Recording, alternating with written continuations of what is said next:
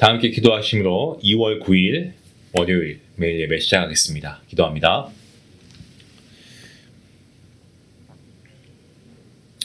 위대하시고 거룩하신 하나님, 새로운 한 주 주님 앞에서 우리가 예배로 하루를 시작하고 또한 마무리하게 하시니 감사합니다. 각자의 자리에서 영상으로 예배드리지만 주님의 교회는 오늘도 이 말씀을 통하여서 하나님께서 베푸실 은혜를 사모하며 나아갑니다. 성령 하나님께서 우리의 예배 가운데 함께하여 주시고 정말 우리의 마음을 주님께 향하게 허락하여 주시옵소서.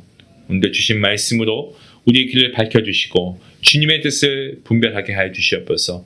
우리 안에 사랑과 기쁨과 화평의 열매가 맺히게 하시고 정말 우리의 가정과 교회가 우리의 자녀가 주님의 은혜로 충만케 허락하여 주시옵소서. 무엇보다 정말 이 하나님의 복음이 우리의 중심이 되게 하시고 감사와 찬양이 끊이지 않게 허락하여 주시옵소서. 예수님의 이름으로 감사하며 기도하옵나이다. 아멘. 찬송가 324장 함께 하시겠습니다.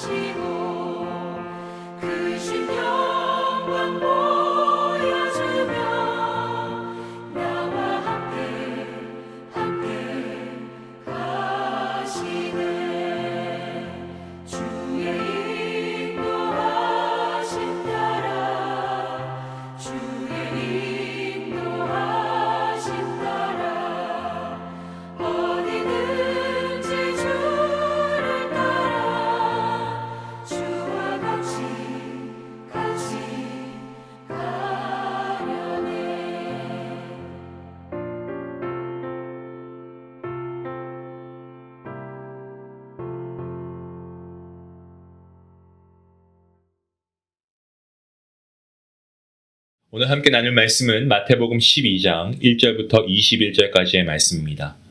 조금 긴 본문 말씀이지만 우리 평소와 같이 함께 말씀을 읽도록 하겠습니다. 그때 예수께서 안식일에 밀밭 사이로 가실새 제자들이 시장하여 이삭을 잘라 먹으니 바리새인들이 보고 예수께 말하되 보시오 당신의 제자들이 안식일에 하지 못할 일을 하나이다. 예수께서 이르시되 다윗이 자기와 그 함께한 자들이 시장할 때에 한 일을 읽지 못하였느냐. 그가 하나님의 전에 들어가서 제사장 외에는 자기나 그 함께한 자들이 먹어서는 안 되는 진설병을 먹지 아니하였느냐. 또 안식일에 제사장들이 성전 안에서 안식을 범하여도 죄가 없음을 너희가 이 율법에서 읽지 못하였느냐. 내가 너희에게 이르노니 성전보다 더 큰 이가 여기 있느니라. 나는 자비를 원하고 제사를 원하지 아니하노라 하신 뜻을 너희가 알았더라면 무죄한 자를 정죄하지 아니하였으리라. 인자는 안식일의 주인이니라 하시니라. 거기에서 떠나 그들의 회당에 들어가시니 한쪽 손 마른 사람이 있는지라. 사람들이 예수를 고발하려 하여 이르되 안식일에 병 고치는 것이 옳으니이까. 예수께서 이르시되 너희 중에 어떤 사람이 양 한 마리가 있어 안식일에 구덩이에 빠졌으면 끌어내지 않겠느냐. 사람이 양보다 얼마나 더 귀하냐. 그러므로 안식일에 선을 행하는 것이 옳으니라 하시고 이에 그 사람에게 이르시되 손을 내밀라 하시니 그가 내밀매 다른 손과 같이 회복되어 성하더라. 바리새인들이 나가서 어떻게 하여 예수를 죽일까 의논하거늘 예수께서 아시고 거기를 떠나가시니 많은 사람이 따르는지라. 예수께서 그들의 병을 다 고치시고 자기를 나타내지 말라 경고하셨으니 이는 선지자 이사야를 통하여 말씀하신 바 보라 내가 택한 종 곧 내 마음에 기뻐하는 바 내가 사랑하는 자로다. 내가 내 영을 그에게 줄 터이니 그가 심판을 이방에 알게 하리라. 그는 다투지도 아니하며 들레지도 아니하리니 아무도 길에서 그 소리를 듣지 못하리라. 상한 갈대를 꺾지 아니하며 꺼져가는 심지를 끄지 아니하기를 심판하여 이길 때까지 하리니 또한 이방들이 그의 이름을 바라리라 함을 이루려 하심이니라. 아멘. 오늘 본문 말씀은 안식일에 제자들이 밀밭에서 이삭을 잘라 먹은 사건과 그리고 예수님께서 손 마른 사람을 고치신 사건을 통해서 이 율법의 본질과 하나님의 마음을 우리에게 보여주는 말씀입니다. 당시 바리새인들은 안식일에 일하지 말라라는 이 율법의 정신을 이것을 붙드는 것보다는 어떤 규정의 형식에 매여 있었고요. 그 결과 예수님과 제자들의 행동을 도무지 받아들이지 않았습니다. 하지만 예수님께서는 이러한 그들의 오해를 바로잡으시고 안식일이 사람을 얽매는 날이 아니고 사람을 살리고 회복시키는 날이다라는 것을 가르치십니다. 먼저 예수님께서 안식일에 밀밭 사이를 지나가실 때에 제자들은 배가 고팠습니다. 시장에서 이삭을 잘라 먹었습니다. 이때 바리새인들이 문제 삼죠. 근데 이들이 문제 삼는 것은 절도가 아니고 안식일에 대한 규례, 이 안식일에 대한 규례에 대한 위반이었습니다. 하지만 율법은 타인의 밭에서 손으로 이삭을 따 먹는 것을 허용하고 있습니다. 그 말씀이 구약성경 신명기서 23장 25절에 나와 있습니다. 이어서 예수님께서는 다윗의 이야기를 꺼내십니다. 다윗이 사울을 피해서 도망하던 중에 굶주려서 제사장에게 나아가서 진설병을 먹었던 사건이죠. 사무엘상 21장 말씀에 있는 말씀입니다. 진설병은 제사장만 먹을 수 있었지만 이 성경 어디에도 다윗의 행동을 죄로 정죄하는 기록이 없습니다. 그리고 당시 유대인들도 이것을 죄로 보지 않았습니다. 예수님께서 이 이야기를 하신 이유가 있습니다. 그것은 율법의 어떤 그런 문자나 형식에 갇혀서 사람을 정죄하는 바리새인들의 이러한 무지함을 깨트리게 하시기 위해서 예수님께서 이런 말씀을 하신 거죠. 예수님은 또 다른 예를 드시면서 이 제사장들이 안식일에도 성전에서 노동을 하지만 죄가 없다라고 말씀하십니다.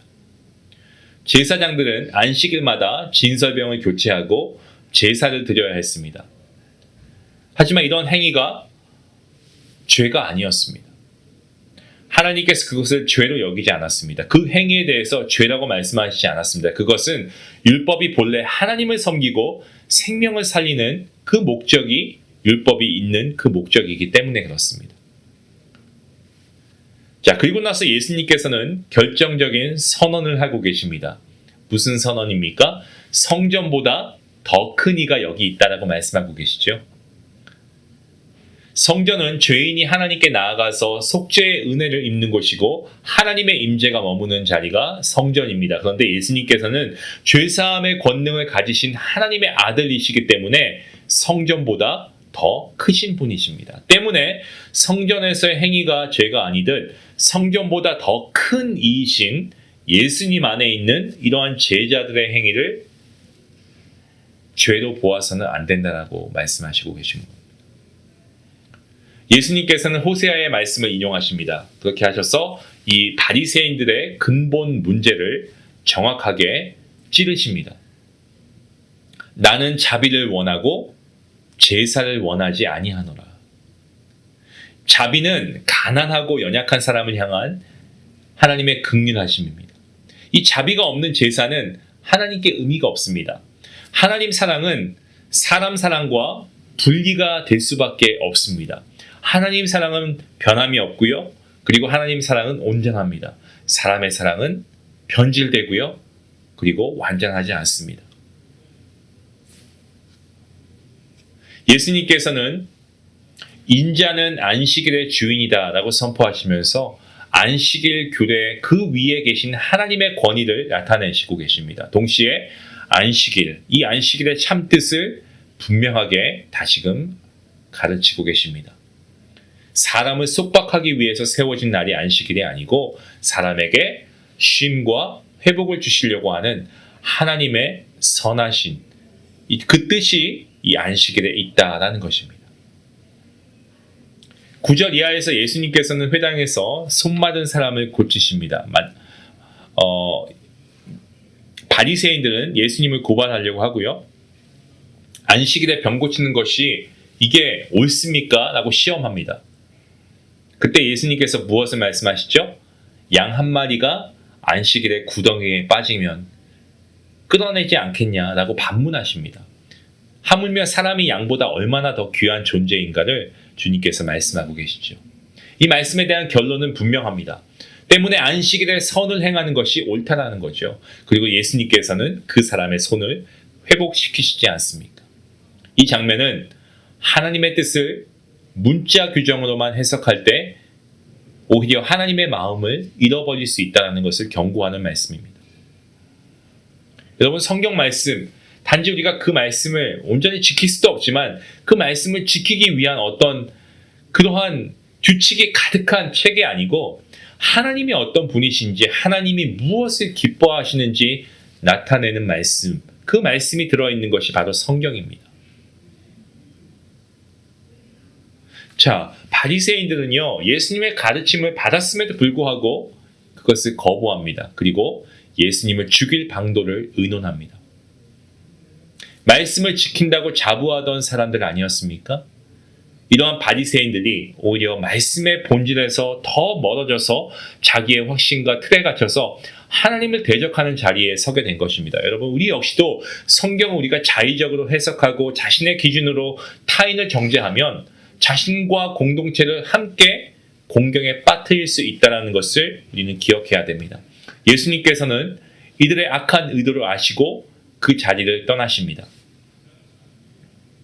하지만 많은 사람들을 주님을 따르고 예수님은 그들의 병을 고치시고 또한 자신을 드러내지 말 것을 말씀하십니다. 여러분, 이 사건은 이사야의 예언을 성취합니다. 하나님께서 택하신 종, 사랑하시는 아들에게 성령을 주시고 그가 심판을 이방에 알게 하리라, 이 말씀이죠. 예수님께서는 다투거나 떠들며 또 자신을 과시하는 그런 방식으로 일하지 않으십니다. 언제나 하나님께서 주시는 그 놀라운 사역을 이루어 가시면서 그것을 병을 고침을 계속해서 전하는 것만을 주님께서는 원하시지 않습니다. 오히려 겸손하게 하나님의 뜻을 이루어 가시는 분이 우리 예수님이셨습니다. 무엇보다 오늘 말씀을 통해서 예수님은 상한 갈대를 꺾지 않으시고 꺼져가는 심지를 끄지 않으시는 자비의 주님이십니다. 심판을 알리러 오셨지만 그 심판의 목적이 아니고 죄인을 회개시켜 살리시는 구원의 그 목적이 주님의 궁극적인 목적입니다. 때문에 유대인뿐 아니고 이방들도 그의 이름을 바라보게 됩니다. 오늘 우리도 율법의 형식에 갇혀서 생명을 놓치는 자가 아니고 예수님의 자비하심과 긍휼하심을 닮아서 정말 연약한 이들을 살리고 돕는 삶으로 복음을 나타내는 하루가 되시기를 주님의 이름으로 축원합니다. 하나님 아버지 감사합니다. 상한 갈대를 꺾지 아니하시고 꺼져가는 심지를 끄지 아니하시는 아버지 그 예수님, 오늘 우리의 주님이심을 우리가 믿습니다. 예수님의 십자가의 죽으심과 아버지 그 희생에 그저 감격만 하는 것이 아니고 우리가 감사함으로 그 은혜에 우리가 정말 젖어서 우리도 이러한 십자가의 복음을 전할 수 있는 주의 자녀가 되게 허락하여 주시옵소서. 아버지, 우리가 정말 오늘 바리새인들처럼 어떤 율법의 형식주의에 빠지지 않게 허락하여 주시옵시고 오직 하나님 아버지께 은혜로 나아갈 수 있는 아버지 귀한 그러한 마음을 허락하여 주시옵소서. 세속적인 가치관, 이러한 영향을 우리가 좀 벗어버리고 하나님의 말씀을 우리가 매일 묵상하며 하나님의 말씀의 진리 가운데 하나님의 은혜를 사모하는 삶으로 나아갈 수 있도록 하나님 우리를 붙잡아 주시옵소서. 오늘도 우리의 삶을 하나님께서 인도하시고 하나님께서 선하신 그 길로 우리를 인도하실 때에 우리가 믿음의 순종으로 그 길을 기쁨으로 따라갈 수 있도록 하나님 함께하여 주시옵소서. 오늘도 우리의 모든 삶 가운데 주인 되시고 구원자이신 우리 주 예수 그리스도 이름으로 감사하며 기도하옵나이다. 아멘. 우리가 오늘 말씀을 통해서 좀 이런 것을 적용해 보면 어떨까요? 내가 불편하거나 조금 마음에 속상함이 있다고 해도 좀 주변에 어떤 상한 갈대 같은 그런 사람이 있다면 먼저 다가가서 우리가 좀 안부를 묻고 도움을 주고 또 우리가 함께 기도해 줄 수 있는 정말 우리가 하나님의 자비하심을 입은 자로서 그 자비를 우리가 전할 수 있는 그러한 우리의 모습이 되었으면 좋겠습니다. 오늘 말씀을 생각하시면서 함께 기도하며 나아가겠습니다.